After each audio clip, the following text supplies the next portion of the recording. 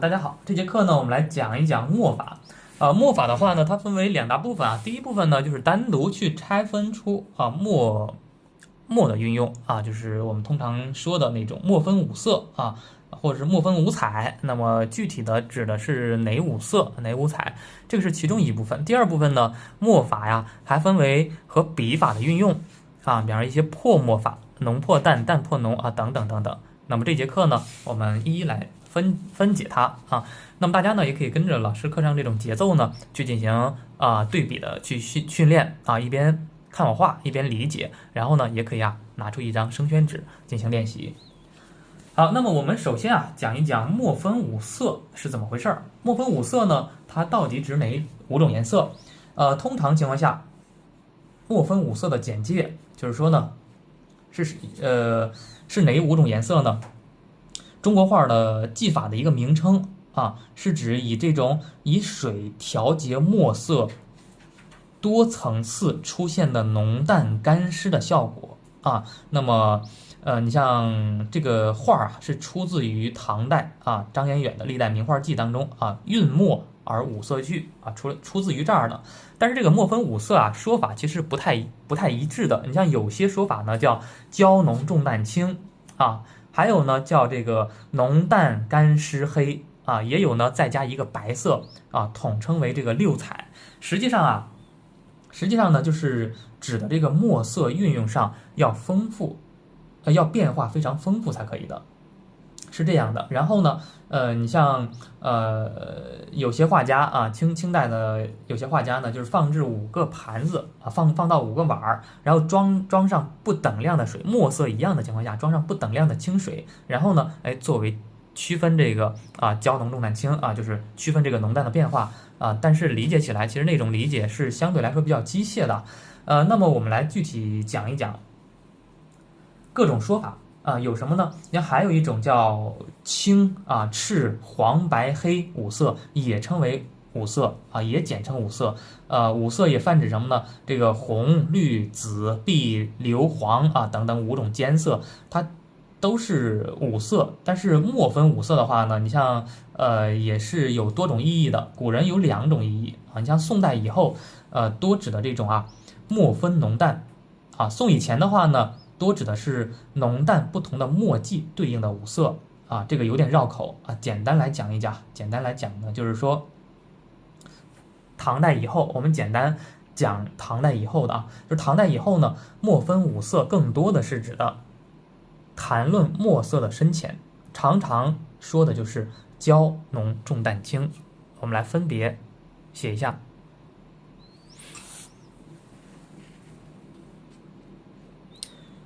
焦墨、浓墨、重墨、淡墨，还有就是清墨焦浓重淡青这五种墨色。焦墨的话呢，是指的半干的墨汁，它是乌黑并且有光泽的。就是你像我这个墨汁已经挤出来一段时间了然后呢，包括大家研墨的时候研的特别浓的墨色特别浓的墨汁研出来的墨特别浓的状态，就是称为焦墨。焦墨的话呢，它是乌黑很有光泽感的。我们来试一下焦墨，当然我们就不需要水一定要少蘸就是很浓很浓的墨色。焦墨出来的效果呢，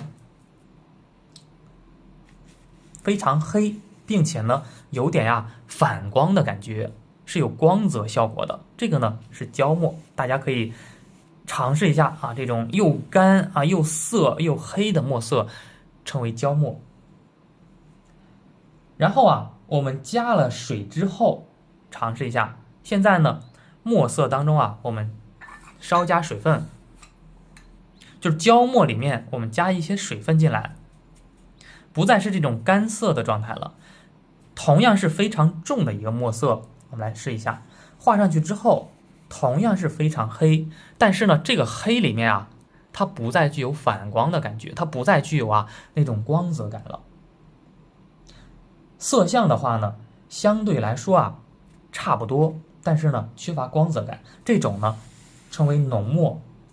然后浓墨是怎么样呢？浓墨呀，我们再继续加水，再继续加水分。大家可以跟着我的感觉一起来加一加，就再加一些水分进来，调成一个什么样的墨色呢？调成一个呀比较重的墨色，就是重墨含水呢比浓墨还要多一些，色相上呢又稍微浅了一点，这个是重墨啊。大家镜头里面看着好像差不多，等它干了之后呢，它会产生一个非常大的区别，因为水分加少之后啊，它的一个干湿变化会愈加明显，干了之后重墨呢会变得更加浅一点。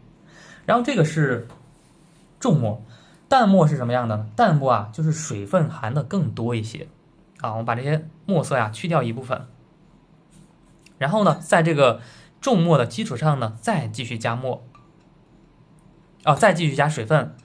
加水分之后呢，现在啊呈现一个淡墨的形态，比较浅的一个墨汁了啊。我们看到里面已经非常浅了，然后现在再画上去呢是淡墨层次，对吧？就是更加浅了一点，含水分更多一点啊。墨色呢含墨更加少，含水更加多，焦浓重淡。清墨是什么呢？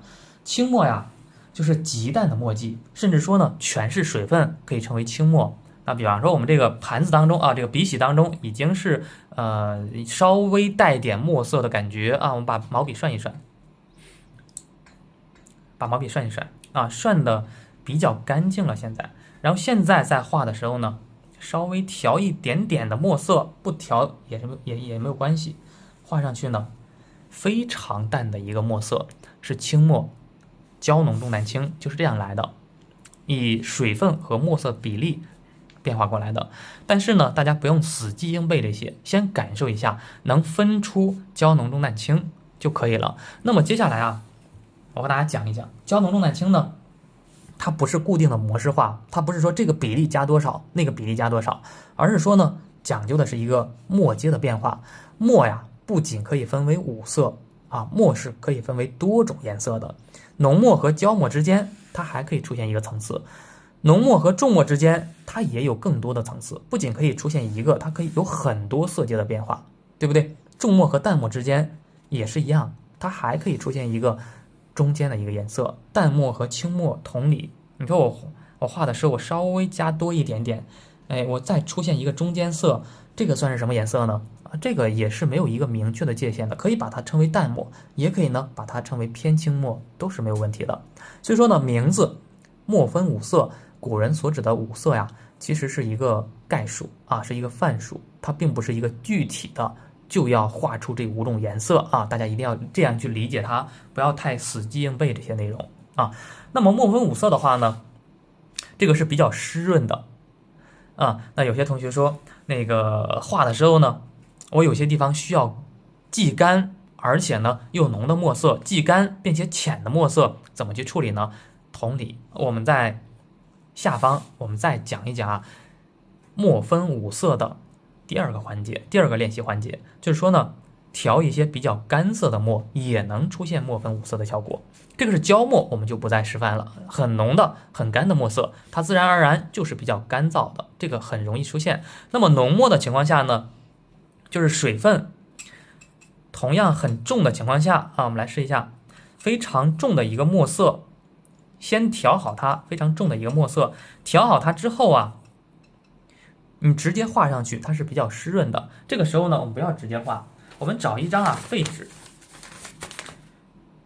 大家注意，这个动作的话呢，在我们后期学习写意花鸟画会经常用到。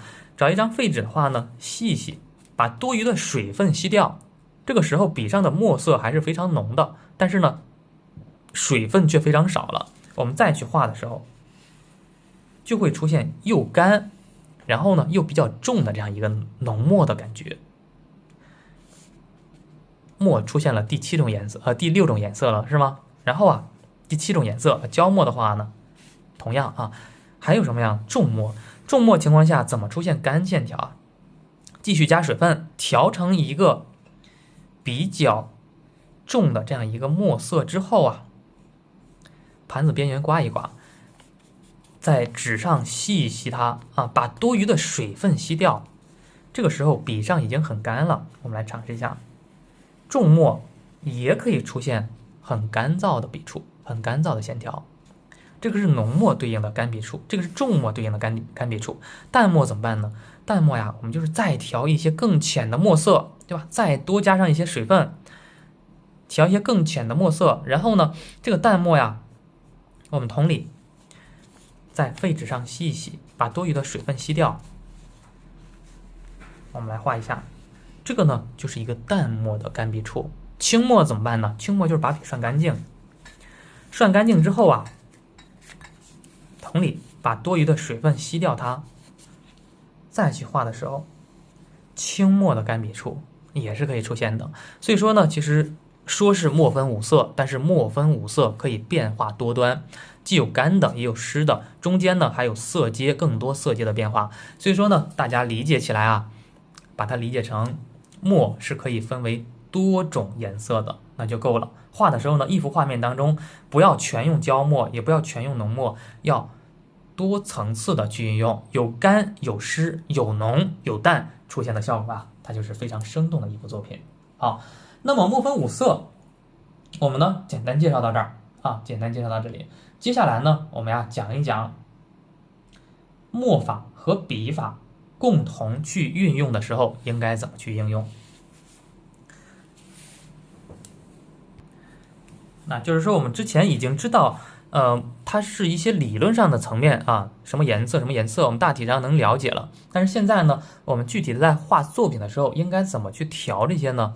需要找好多个小碗去调吗？那样就太生硬了，太死板了，对不对？那我们去调的时候呢，是有蘸墨方法的。有时候呢，一笔墨当中，一笔下去之后啊，它既有重墨，也有浅墨，既有浓的，也有淡的，甚至说既有干的，也会出现湿的。一笔当中就会出现多种墨色的效果啊，这就是和笔法要结合在一起运用了。那么怎么去蘸墨，这是一个很关键的问题。蘸墨方法呀，有分很多种。第一种最常见的就是说笔端蘸墨法。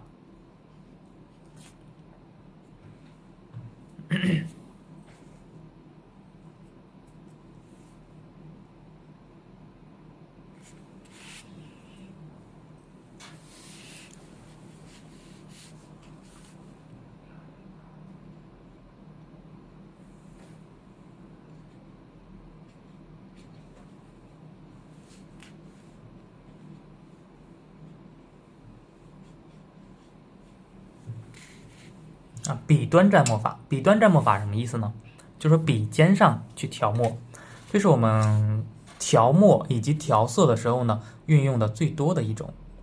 注意，笔尖上蘸墨，笔肚上呢保持水分，蘸水之后呢，笔的前端墨色浓啊，然后调好之后，在盘子边缘啊这样轻轻的按一按，使墨色呢从笔端到笔根是由深逐渐变浅的。这个时候我们无论是用中锋还是侧锋啊，还是逆锋啊，各种都是一样的，它会自然的出现干湿的变化。就像我们上节课讲到的中锋型笔为什么会越画它的墨色越浅呢？就是运用了笔端蘸墨方法。那我们来尝试一下侧锋，大家都可以跟着一起练习，用侧锋更加明显，可以表现出这种蘸墨的优势。侧锋的话呢，笔尖上由于墨色浓，笔肚上墨色浅，一笔画下来之后，它是存在干湿的变化的，对不对？我们继续来画它，它会自然存在这些干湿的变化，包括一些顺锋啊、脱锋啊，对不对？都会很自然的出现啊这种时深时浅的这些墨色变化。那这种变化是非常自然的，在我们写意画当中非常常见啊。还有一种啊，就是笔腹蘸墨法。笔腹蘸墨法呢和笔端蘸墨法呢是相对应的。这种蘸墨方法的话呢，我们也来讲一讲。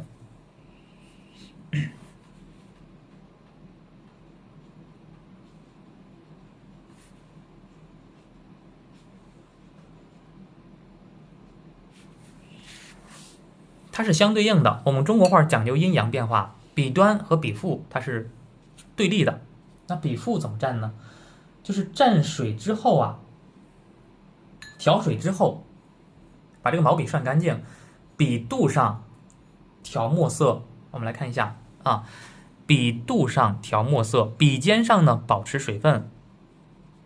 笔尖上保持水分，这种蘸墨的方法呢叫笔腹蘸墨法啊。它其实和我们的一个中国画的语言啊文字理解起来是什么样的，其实它就是什么样的。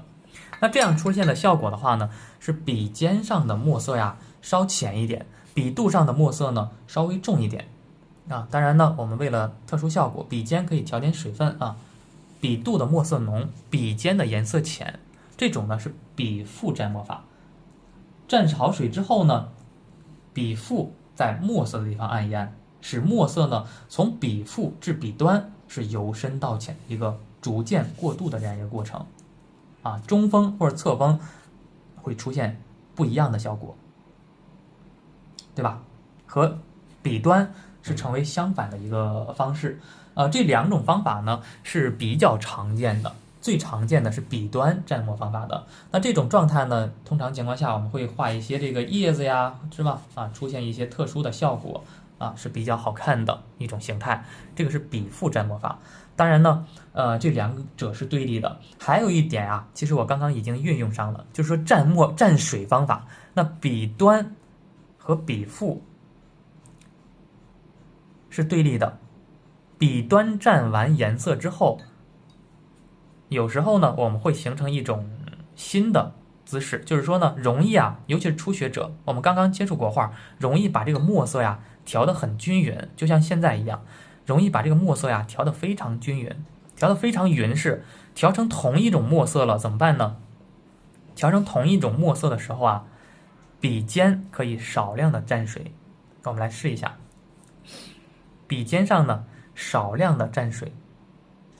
让这个水分呢，把笔尖的墨色冲到笔肚上去。那么我们现在来画一下，是不是和笔腹蘸墨是一样的效果啊？笔尖蘸水和笔腹蘸墨，它是同样的效果，对吧？它是同样的效果。这种呢是蘸水的方法啊，它是蘸水的方法。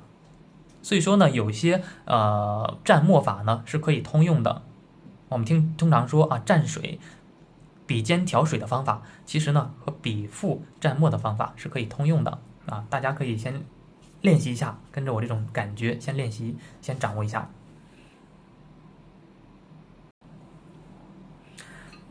那么我再来示范一下这个蘸水啊，蘸水的话呢是这样的。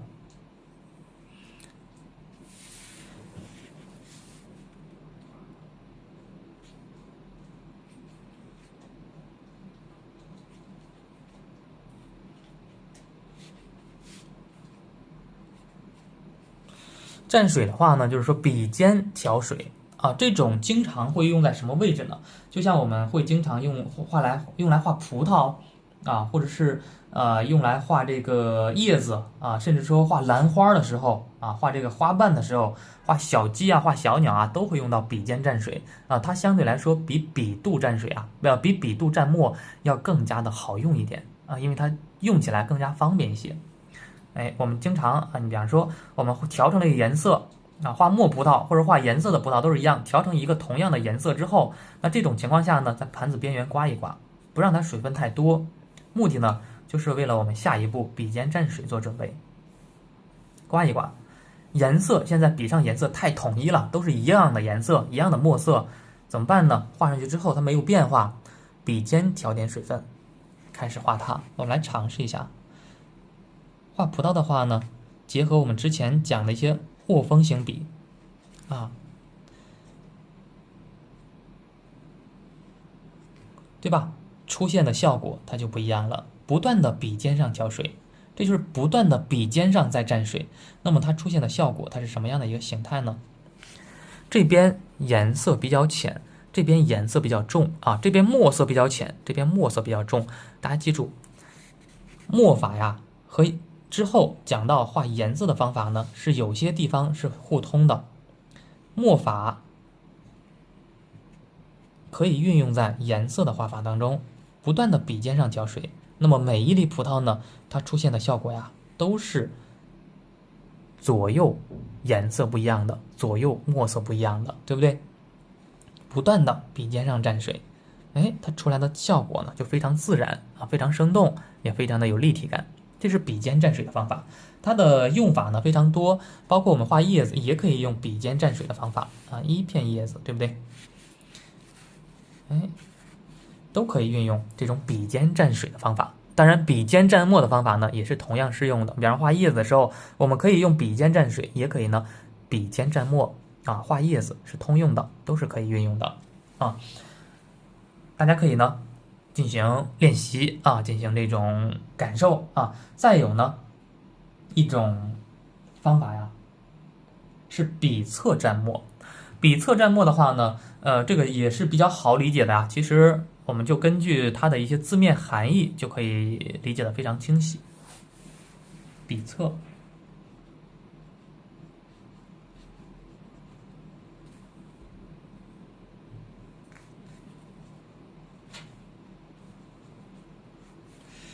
笔侧蘸墨法呢，就是把毛笔涮一涮啊，调一个淡淡的墨色，把笔头呢轻轻压扁，把它在盘子边缘刮一刮，把这个笔头呢把它压扁它，很扁的一个状态。这个时候用一侧蘸墨，一侧蘸浓墨，或者是呢两侧都蘸浓墨，这种呢是笔侧调墨法。我们来尝试一下，笔的一侧看压扁之后，这边蘸墨，或者是这边蘸墨，或者两边都蘸墨都可以的。笔侧调点墨色，这边呢也是一样，笔侧调点墨色，对吧？中间是湿润，中间是水分，两侧呢是这个墨色。那这种状态下呢，比方说画一些竹竿的时候有些画家画竹竿就是运用的这种。这种是比较新鲜的一种蘸出来的效果，是吗？出来的效果呢是两侧的线条两侧的这个感觉墨色比较重，中间的墨色呢比较浅出现一些特殊的效果。包括有时候我们画这个枝干的时候也可以运用它，两侧蘸墨，中间保持水分，画一些枝干也是可以运用进来的，对不对？也是可以运用进来的这种呢是笔侧蘸墨法这个不是那么太常用。后期搞创作的时候呢，大家可以把这种方法呢运用起来，前期可以呢先进行了解。如果说看到一些画家出现这样的效果了，那么我们要知道它是运用的笔侧蘸墨法。还有一种蘸墨方法就是说滴水法。这个滴水法的话呢，你像我是经常不这么运用它，因为滴水法这个用起来是比较麻烦的经常你像画画画的特别熟练了之后呢，滴水法就运用的不是那么太多或者是偶尔去用一用就可以了这个滴水法是什么意思就是说调一个浓墨笔上调完浓墨了，然后呢我们需要出现一些特殊的一些肌理效果的时候，那比方说我想笔肚上水分让它再多一点，水分呢再浅一点，这种情况下呢，我们就可以找一根干净的毛笔，调一些清水进来调清水进来之后呢，让这个清水的毛笔在这儿滴上它一些水分，让它呢这个地方水分比较多，墨色呢比较浅。当然这种滴水法也可以滴颜色，可以滴白粉、滴太白是吗？后期讲调色的时候呢，大家都可以混用的当然这种呢前期大家可以知道这个事儿就行方法是比较灵活的，就是先蘸浓墨，需要笔的哪个部分浅一点水分多一些，就用另一支毛笔呢滴在哪个部分就可以了可以多次滴这个滴在笔根笔腹的一侧，对吧？笔腹的两侧都可以的。然后滴水之后呢，笔上的水分是比较大的，画出来的轮廓呢会比较模糊一些。我们来尝试一下当然我滴的水分不是太多，所以说呢它这个对吧，就是出现了一个笔肚非常浅，笔尖呢非常浓的一个墨色效果。比方我还想再继续画继续强化这种效果，那我笔肚上呢我再继续加水分，对吧？笔肚上再继续加水分，强化这样的一个感觉，就继续加它。这个水分呢又比较大了，现在呢1、2、3、4、5，对不对？它可以反复的去运用的。这边就越来越浅，这边呢笔尖上墨色始终比这儿重，因为我们这儿滴的是清水嘛。这种运用方法呢叫滴水法。这种呢大家可以进行简单的训练简单的练习。当我们后期需要用到的时候呢，大家要知道是怎么用出来的。滴水法。还有接下来就要讲到比较重要的方法了，就是破墨法。用墨法的话呢，是在纸上运用墨的技法，包括用水的方法，与蘸墨方法呢不太一样。蘸墨方法呢是在纸上做文章，对吧？是在笔上做文章用墨法呢，它是有破墨法、击墨法、泼墨法、浇墨法、冲墨法、水色法、渗墨法等等等等。那么我们一样一样来讲，比较重要的一点就是破墨，也是我们写意花鸟画当中，包括山水画当中经常用到的一种。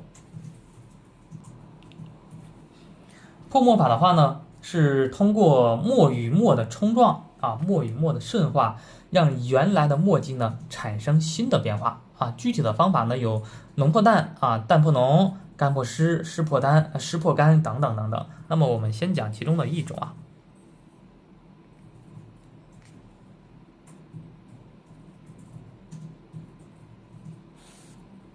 比方说浓破淡破墨法当中，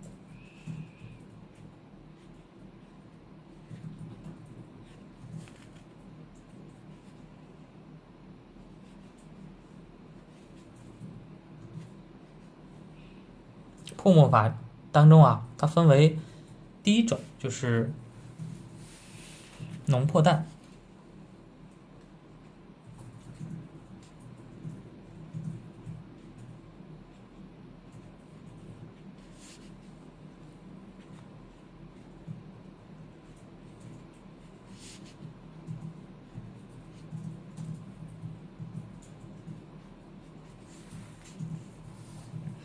浓破淡的话呢，从字面意思我们其实就可以理解它，就是先画一个淡墨。我们之前画的墨色比较淡了怎么办比较平的一个淡墨，这是一个淡墨画的太平了，缺少墨色变化。那么这种情况下呢，我们就可以用浓墨去破它。我们再画一片，多画2片。当然淡墨的话呢，也可以浓淡都有这是2笔淡墨。那么我们在运用的时候呢，浓破淡就是用浓墨去破它，调一个浓墨，在这个淡墨的基础上呢，去破一下它。比方说画豆角的时候，就可以运用浓破淡的方法。这些表现的是豆子小豆角上的小豆子。还有更加常见的是什么呢？画叶脉的时候，叶子我们画的比较浅，然后画叶脉的时候呢，我们可以用浓墨去画它，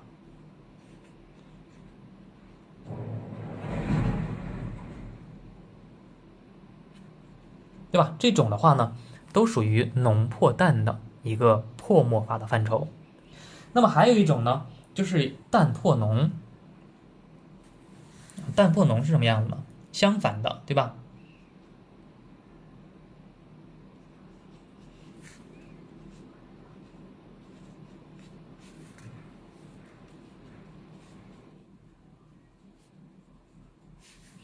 淡破浓的话呢，是这样的，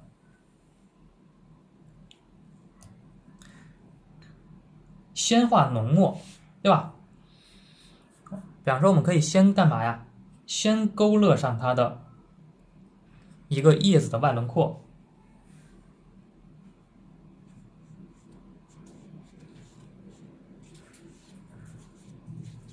先用浓墨勾勒出来了一个叶子的外轮廓甚至说呢，你像这个是叶子是吗？还可以怎么办呢？然后画一些丝瓜我们多示范2个大家都可以跟着一起来练习一下。很浓的墨色画的这个呀，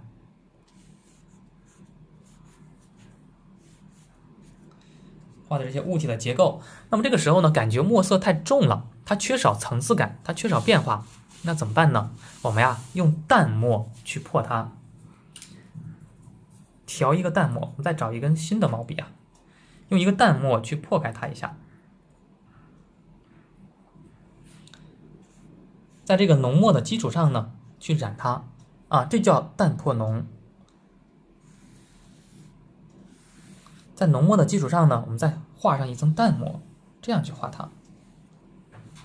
啊，浓破淡和淡破浓不太一样。浓破淡的话呢，它出现的一些感觉啊，浓墨会自然的晕开。那淡破浓的情况下呢，通常情况下这个浓墨也会自然的胀开，但是因为是淡墨在外边嘛，啊，淡墨在里面，浓墨在外面，所以说呢，浓墨会出现胀墨的效果啊，会出现类似这种胀墨的效果啊。这个墨色呢向两侧去胀开。那么这种浓破淡的话呢，因为浓墨是在内侧，所以说呢，它的浓墨会出现啊毛茸茸的感觉啊，它们两者出现的变化是不太一样的啊。那么它是对立的，都可以进行多加练习，在之后的学习当中，之后的这个绘画当中呢，这两种是非常非常重要的啊，经常要用到的。那么还有两种呢，也是非常关键的。就是干湿变化啊，干破湿，湿破干。其实呢，这些破墨法呀，重点我们讲究的就是一个对比变化啊。有干墨，我们就要出现一些湿墨；有湿墨呢，就要出现一些干墨。比方说，我们可以用干破湿。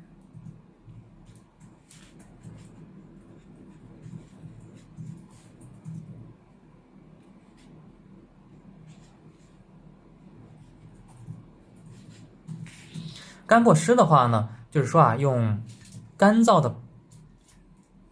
的这些啊破除湿润的这些墨法。我们画了一笔啊非常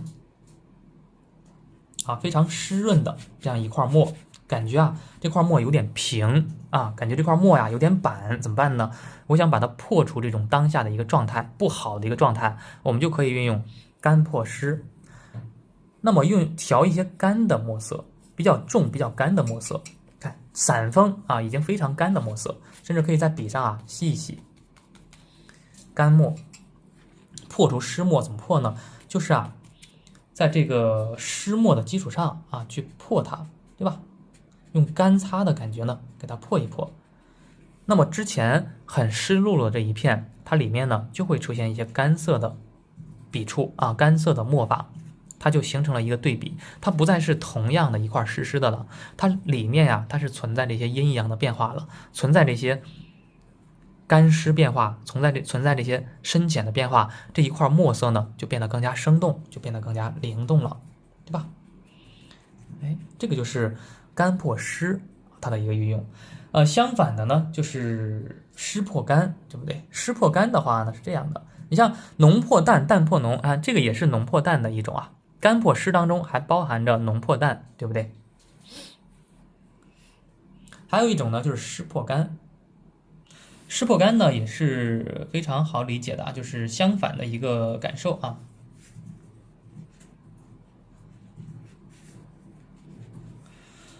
湿破干呢是这样的，比较干涩的一些笔触。那比方说，我们画了一块石头啊，这块石头啊，感觉啊画上去之后，感觉用笔啊太干涩了啊，全是这种干干的线条，它缺少一下湿润的地方，怎么办呀？感觉这块石头啊太干涩了啊，太生硬了。我想啊，让这块石头变得更加水润一些，这个情况下呢，就可以运用湿破干的画法，调一个非常水润的一个淡墨啊，当然浓墨也是可以的。比较湿漉的这种墨法，在这个基础上呢，给它破除一下啊，给它增加上一些水分，让这块石头啊变得更加有生机，变得更加活泼。这种呢，破墨方法呀，叫湿破干的画法。本来是比较干的，然后经过这种水渍的点上去之后呢，这些很干的线条，它也会自然的晕开一些啊，出来的效果呢，它并不干了，有些地方是干的，有些地方呢，通过破之后是比较湿润的效果。那么这样一块石头，它就会显得更加生动，显得更加有变化。这边通过湿破干之后呢，也变得很密集，这边呢变得比较稀疏，比较少，有多有少，啊，是增强了这种阴阳对比的变化。大家呢可以多加尝试啊，这个干破湿，湿破干这些啊，浓破淡，淡破浓，大家不仅可以示范这样几幅啊，练习这样几组，大家可以随意的去发挥。那比方说干破湿啊，比方说干破湿，对吧？那么当然可以再多加运用了。我画了一块比较湿润的啊，画了一块比较湿润的这个笔触。那么我干破湿能怎么用呢？我反方向去推它呀，啊，我再用一个干燥的去破除这种湿润的、比较干的一些这个浓墨，去破一下它这儿，我把它加成一块石头行吗？当然是没有问题的，是不是可以反方向去推呀？我们国画就是这样的，它可以呢反方向去推它的，里面呢加上一些干燥的一些笔触，那么它也是一块石头，一块非常好看的一块石头。啊，有些时候呢可以混用的。看这边的线条啊，哇，好干燥啊。那么要不要？本来是干破湿，现在呢这边都太干燥了。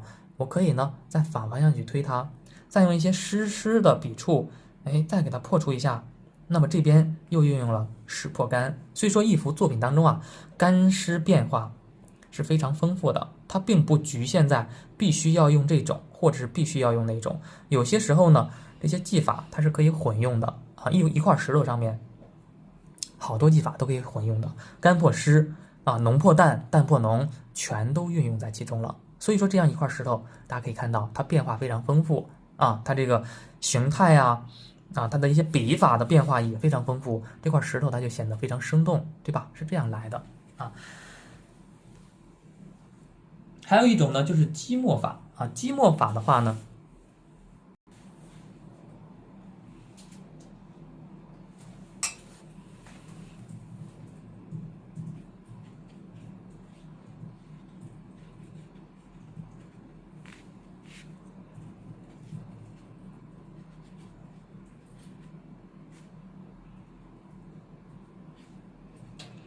积墨法呢，通常情况下我们是运用在山水作品当中啊更多一点。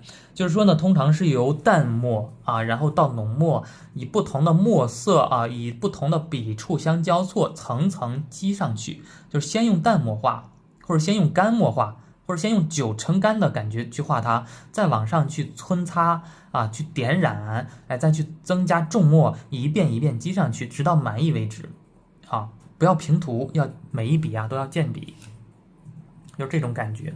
先用比较干的啊，比较干涩的这些淡墨，对吧？比较干涩的淡墨，先去一层一层的积染它。比方说，我们画一块石头啊，先画上这个淡墨。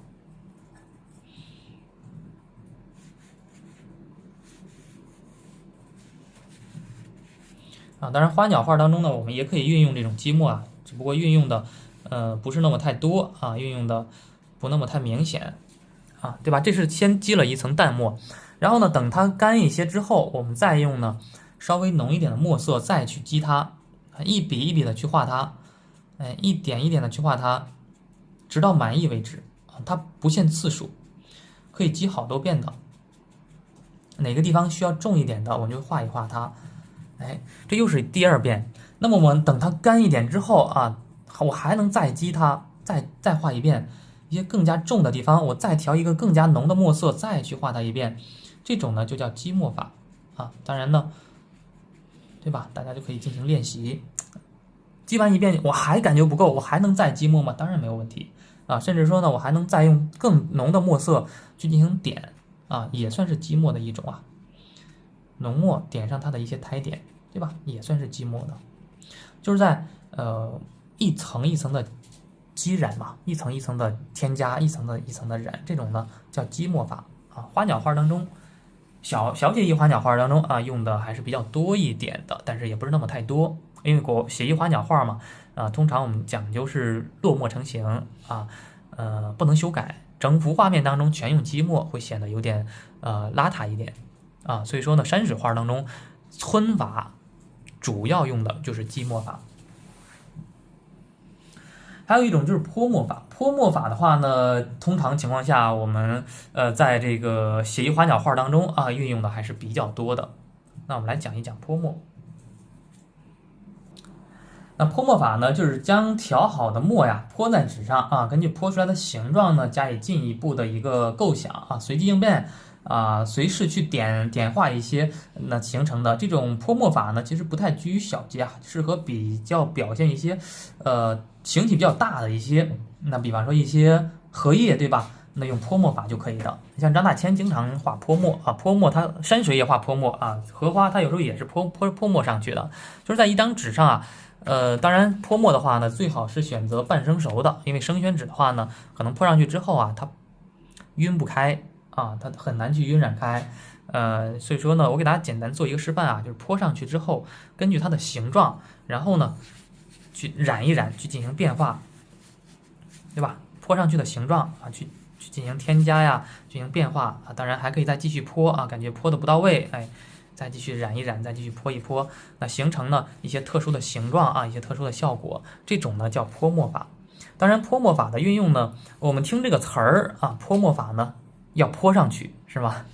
听这个词儿啊要泼上去，实际上呢，真正去运用的时候呢，泼墨法啊也不单单是可以用盘子去泼的才叫泼墨，有些时候呢，我们可以不用盘子泼它啊，来。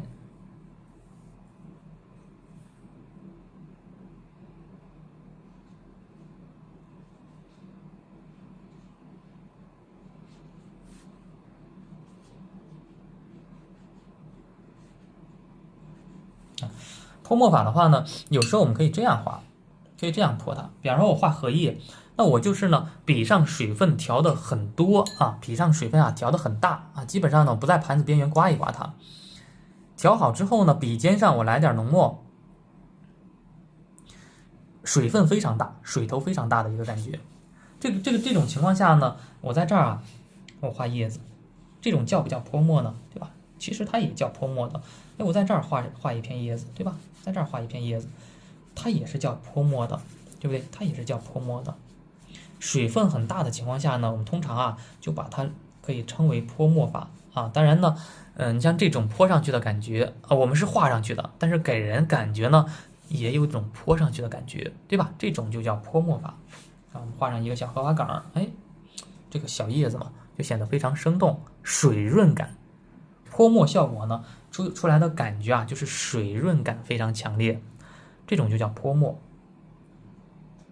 还有一种呢叫浇墨，浇墨的话呢，其实和泼墨的法呢，它是对立的啊，它是一个互相对立的。因为浇墨法的话呢，它就比较干燥了，浇墨就是水分很少，泼墨是水分很多，浇墨水分很少。然后这种墨色呢，浓黑发亮，对吧？我们用浇墨去画画啊，做出来呢。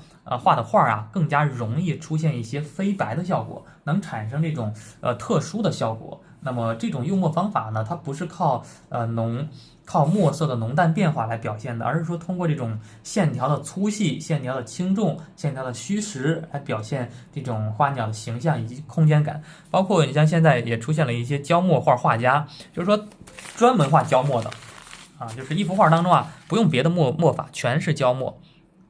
就是调一个焦墨，就是全调焦墨啊，把这个墨色呀调得很焦很浓，然后呢画的时候啊，全用焦墨去画它，画一个枝干啊，我们先写一下啊，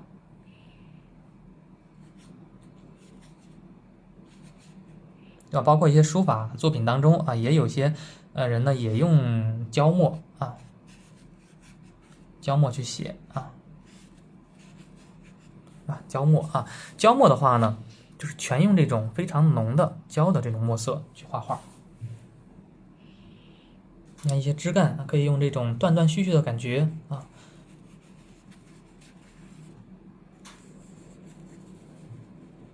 这种蘸笔加上焦墨的感觉，哇，出来的一些线条，它就更加的有力量感，对不对？这种是焦墨啊。很浓很黑的墨色，但是呢却非常干，因为胶墨呀它只能是非常干啊，湿润之后它就不是胶墨了，对不对？这种就是胶墨画法。当然画一些石头也是可以用到的。你看一些山水画家就是专门的画胶墨山水的啊，一幅石头一幅作品当中吧，全是用的胶墨，很少有水分的效果啊，都是这种胶墨层层去染的啊，一点一点去画的，对吧？这种就是胶墨画法啊，出现这种特殊的效果，通过这种用线的粗细啊，用线的提暗啊，用线的这种，你看这些地方就比较实嘛，比较实的胶墨，这些地方是比较虚的，虚实的变化，然后来表现它的一个空间感啊，表现它的一个层次感，是这样的。那么还有两种呢，就是说，还有几种呢，就是说不太那么常用到的啊，比方说冲墨。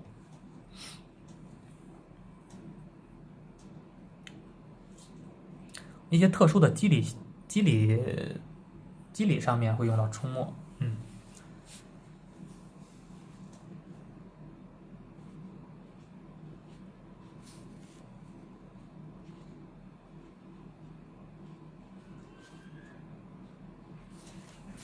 冲墨的话呢，就是说啊，先用浓墨画它，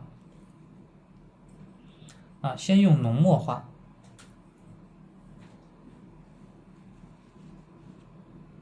先用浓墨画它，对不对？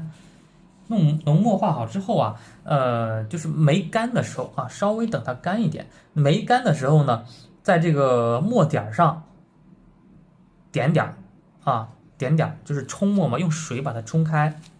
当然，这个冲墨法呢，通常我们会用在一些半生熟的一些宣纸上。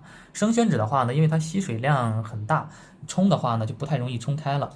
就在这个里面啊，用水呢给它蘸它一下啊，包括现在你看也是可以，也是可以看到的，也是可以感受出来的。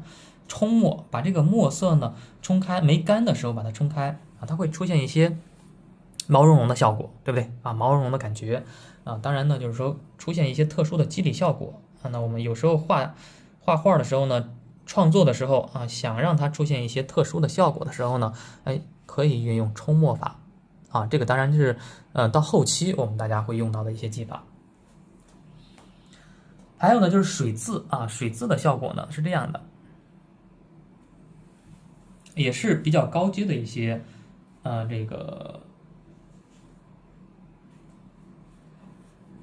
用墨方法了。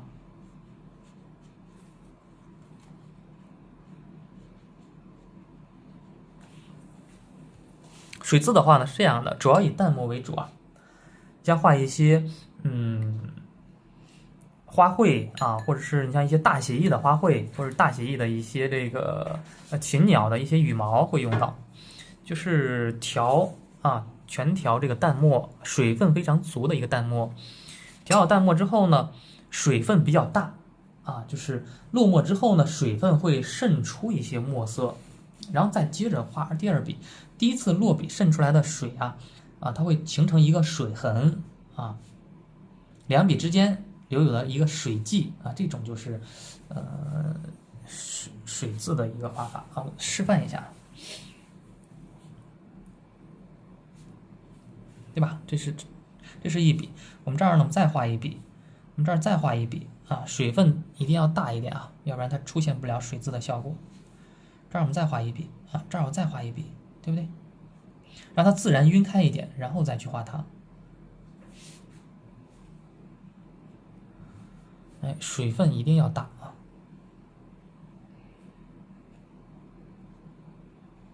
你像画一些雄鹰啊，画一些老鹰的时候，那我们就可以运用这种啊，或者画一些其他的一些禽鸟类的小羽毛的时候，哎，那我们就要可以运用这种，大家可以感受到吧？它是有一层一层的啊，像鳞片的感觉啊，小鱼鳞也可以运用这种，对吧？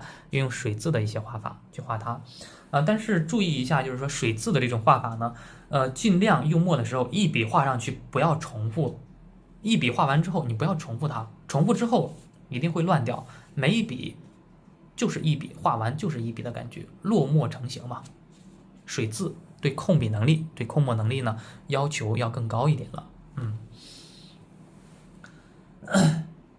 那么还有2种呢，就是说不是那么太常用的，就是说也简单说一说就是将画面纸打湿打湿之后呢，用的一个墨染的效果山水染色会经常用到，花鸟画当中呢，用的会非常非常少。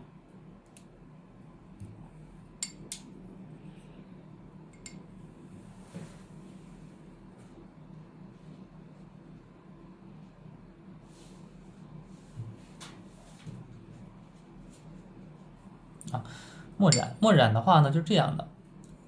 比方说，我们画一块石头，